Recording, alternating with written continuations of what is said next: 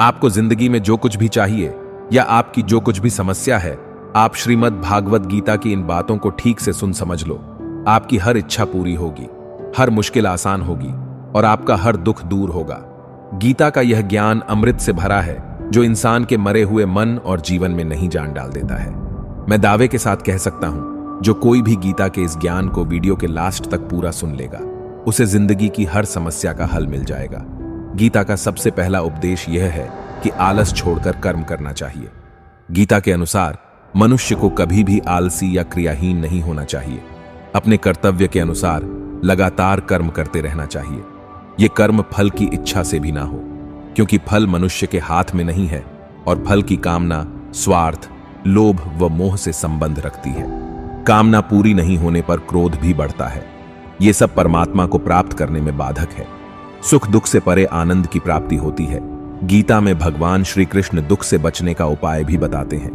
वे कहते हैं कि दुनिया में कोई भी व्यक्ति, वस्तु, घटना, परिस्थिति स्थायी नहीं है, वह बदलते रहते हैं। इनमें आसक्ति रखने से ही सुख व दुख होते हैं। इसलिए हर परिवर्तनशील चीज को दर्शक की तरह देखते हुए जो स्थायी परमात्म तत्व है, उसमें खुद को लगाना चाहिए। इससे मनुष्य सुख व दुख दोनों से ऊपर उठते हुए परम आनंद को प्राप्त कर सकता है। आप कितने भी अच्छे कर्म कर लो, लेकिन समाज आपके बुरे कार्यों को ही सदैव याद रखता है। इसलिए लोग क्या कहेंगे, यह सोचने से बेहतर है कि आप अपना कर्म करें। गीता में कहा गया है, जो इंसान किसी की कमी को पूरी करता है वो सही अर्थों में महान होता है। तुम्हारे साथ जो हुआ वह अच्छा हुआ, जो हो रहा है वो भी अच्छा है और जो होगा वो भी अच्छा होगा। गीता के अनुसार जिंदगी में हम कितने सही हैं और कितने गलत हैं, यह केवल दो लोग जानते हैं, एक परमात्मा और दूसरी हमारी अंतरात्मा।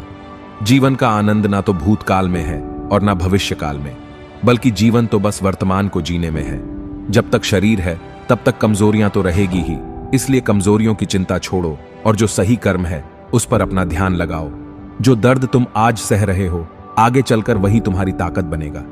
बुरे समय में पैसा काम आए या ना आए, यह तो समय ही बताता है, लेकिन जो अपने हैं वे हमेशा ही आपके काम आएंगे। यदि सफलता की फसल पानी है तो उसके लिए मेहनत की खेती तो करनी पड़ती ही है।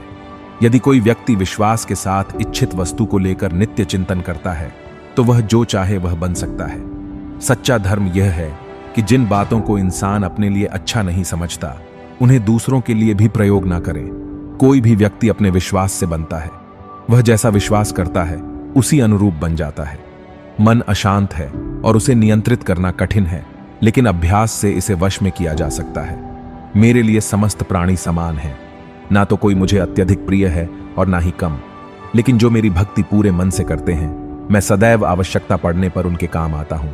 मन की शांति से बढ़कर इस संसार में कोई भी संपत्ति नहीं है। जो मनुष्य फल की इच्छा का त्याग करके केवल कर्म पर ध्यान देता है, वह अवश्य ही जीवन में सफल होता है। कोई भी इंसान जन्म से नहीं बल्कि अपने कर्मों से महान बनता है। अपना, पराया, छोटा, बड़ा इत्यादि को भूलकर यह जानो कि यह सब तुम्हारा है और तुम प्रति एक के हो। जो व्यक्ति क्रोध करता है उसके मन में भ्रम पैदा होता है, जिससे उसका बौद्धिक तर्क नष्ट हो जाता है और तभी व्यक्ति का धीरे धीरे पतन होने लगता है। गीता में लिखा है, जब इंसान की जरूरत बदल जाती है तब इंसान के बात करने का तरीका बदल जाता है। इस संपूर्ण संसार में अब कीर्ति मृत्यु से भी अधिक खराब होती है। सदैव संदेह करने वाले व्यक्ति के लिए प्रसन्नता ना इस लोक में है ना ही कहीं और। जीवन में सफलता का ताला दो चाबियों से खुलता है, एक कठिन परिश्रम और दूसरा दृढ़ संकल्प। जो मन को नियंत्रित नहीं करते, उनके लिए वह शत्रु के समान कार्य करता है। कठिन परिश्रम से बचने के लिए व्यक्ति को भाग्य और ईश्वर की इच्छा जैसे बहानों के बजाय चुनौतियों का सामना करना चाहिए। गीता में कहा गया है, कोई भी अपने कर्म से भाग नहीं सकता, कर्म का फल तो भुगतना ही पड़ता है। मनुष्य को अपने कर्मों के अच्छे और बुरे फल के विषय में सदैव सोचकर चिंताग्रस्त नहीं होना चाहिए।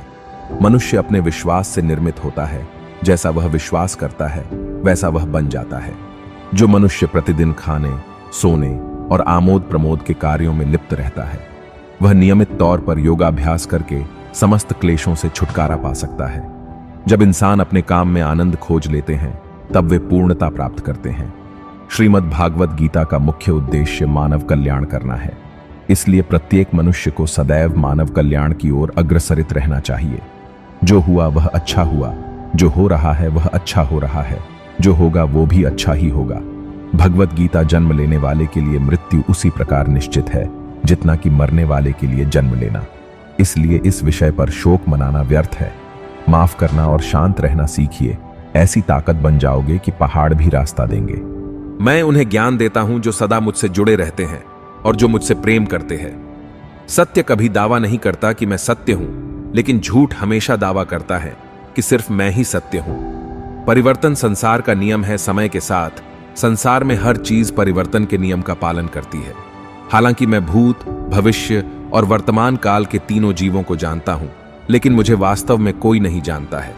मनुष्य जिस रूप में ईश्वर को याद करता है, ईश्वर भी उसे उसी रूप में दर्शन देते हैं। सज्जन व्यक्तियों को सदैव अच्छा व्यवहार करना चाहिए, क्योंकि इन्हीं के पद चिन्हों पर सामान्य व्यक्ति अपने रास्ते चुनता है। बुद्धिमान को अपनी चेतना को एकजुट करना चाहिए और फल के लिए इच्छा छोड़ देनी चाहिए। मन अवश्य ही चंचल होता है, लेकिन उसे अभ्यास और वैराग्य के माध्यम से वश में लाया जा सकता है।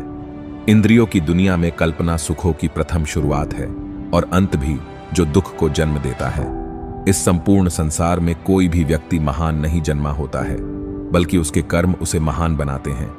हे पार्थ, मैंने और तुमने अपने कर्तव्यों को निभाने के लिए धरती पर कई अवतार लिए हैं, लेकिन मुझे याद है और तुम्हें नहीं। वासना, क्रोध और लालच नरक के 3 दरवाजे हैं। जो मनुष्य जिस देवता की विश्वास के साथ भक्ति करता है, मैं उस व्यक्ति की उसी देवता में दृढ़ता बढ़ा देता हूं। सभी काम छोड़कर बस भगवान में पूर्ण रूप से समर्पित हो जाओ। मैं तुम्हें सभी पापों से मुक्त कर दूंगा। कर्म करो, फल की चिंता मत करो। भगवत गीता का सबसे बुद्धिमान संदेश है। आज हम केवल पैसे, बेहतर घर, कार और सुरक्षित भविष्य के लिए काम कर रहे हैं। हम इतने लक्ष्य चालित हैं कि हम सब कुछ परिणाम के बारे में सोचकर ही करते हैं। यह एक ऐसी चीज है जिससे हमें बचना चाहिए। जिस प्रकार से प्राकृतिक मौसम में बदलाव आता है, ठीक उसी प्रकार से जीवन में भी सुख दुख आता रहता है। वह कभी स्थायी नहीं रहते हैं। इस जीवन में ना कुछ खोता है, ना व्यर्थ होता है। जो लोग परमात्मा को पाना चाहते हैं, वह ब्रह्मचर्य का पालन करते हैं। भगवान श्री कृष्ण कहते हैं कि मैं इस संसार की सुगंध हूं, अग्नि की ऊष्मा हूं और समस्त जीवित प्राणियों का आत्म संयम हूं। बुद्धिमान व्यक्ति कभी भी कामुक सुख में आनंद लेते हैं। वह सदैव मोक्ष की प्राप्ति में लगे रहते हैं। वह जो सभी इच्छाएं त्याग देता है, उसे शांति की प्राप्त होती है। संपूर्ण संसार में जब अधर्म और पाप बढ़ता है, तो मैं धर्म की पुनः स्थापना के लिए धरती पर अवतार लेता हूं। जैसे अंधेरे में प्रकाश की ज्योति जगमगाती है, ठीक उसी प्रकार से सत्य की चमक भी कभी फीकी नहीं पड़ती। इसलिए व्यक्ति को सदैव सत्य बोलना चाहिए। मैं सभी प्राणियों के हृदय में विद्यमान हूं। जो व्यक्ति मृत्यु के दौरान मेरा नाम लेता है, वह सदैव मेरे ही धाम को प्राप्त होता है। इसमें कोई शक नहीं है। ऐसा कुछ भी नहीं, चेतन या अचेतन, जो मेरे बिना अस्तित्व में रह सकता हो। परिवर्तन ही इस संपूर्ण संसार का नियम है। इसलिए व्यक्ति को कभी अपने वर्तमान पर घमंड नहीं करना चाहिए। जिसने जन्म लिया है, उसकी मृत्यु निश्चित है और मृत्यु के पश्चात पुनर्जन्म भी निश्चित है। मनुष्य का संपूर्ण शरीर 5 तत्वों से मिलकर बना है: अग्नि, जल, वायु, आकाश और पृथ्वी। और अंत में उसके शरीर को इन्हीं 5 तत्वों में ही विलीन हो जाना है। व्यक्ति को अपने आप को सदैव ईश्वर को समर्पित कर देना चाहिए। तभी वह दुखों, चिंता और परेशानियों से मुक्त रह सकता है।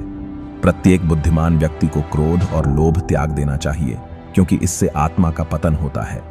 तुम बिना किसी कारण की चिंता करते हो और बेवजह ही घबराते हो। तुम तो आत्मा हो, जिसे ना तो कोई मार सकता है और ना ही जला सकता है। यही जीवन की सच्चाई है, जिसे प्रत्येक व्यक्ति को जानना चाहिए। न तो यह शरीर तुम्हारा है और न ही तुम इस शरीर के मालिक हो। यह शरीर 5 तत्वों से बना है: आग, जल, वायु, पृथ्वी और आकाश।